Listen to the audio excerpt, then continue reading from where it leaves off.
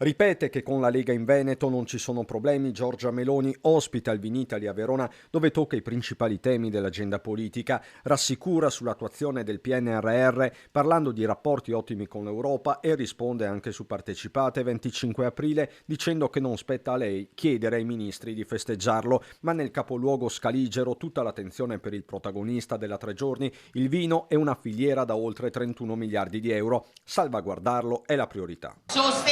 Aiutare a accompagnare queste attività è quello che stiamo facendo e poi ovviamente dicevo la difesa delle nostre eccellenze con tantissime iniziative che potrei ricordare per quello che riguarda il vino, per quello che riguarda l'agricoltura, per quello che riguarda tutto il settore dell'agroalimentare, che non è solo economia ma è anche cultura. È in questo quadro che si inserisce la proposta di un liceo per il Made in Italy dedicato alle eccellenze del paese. Ma io voglio soprattutto ringraziare e chiudo ovviamente tutti i produttori, le aziende, i lavoratori e persone che con entusiasmo e con molte difficoltà non hanno mai smesso di credere in quello che facevano e ci aiutano a rendere l'Italia sempre più centrale, credibile e apprezzata, forse perfino invidiata nel mondo. Questa è la fiera del mondo, è l'edizione del secolo, abbiamo 4.000 espositori, siamo davanti a più di 1.000 top buyers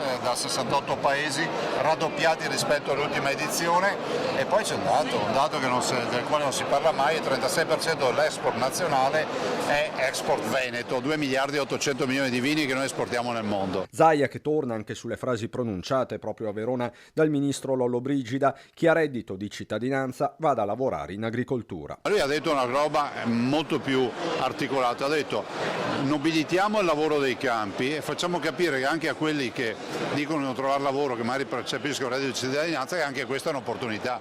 Basterebbe guardare i dati, i giovani che investono e entrano in agricoltura sono molti, probabilmente qualcuno magari va ancora più incentivato a guardare anche questo comparto. Immancabile il brindisi allo stand della Regione del Veneto, così come l'omaggio alla Premier, per qualcuno un promemoria autonomista. Vabbè.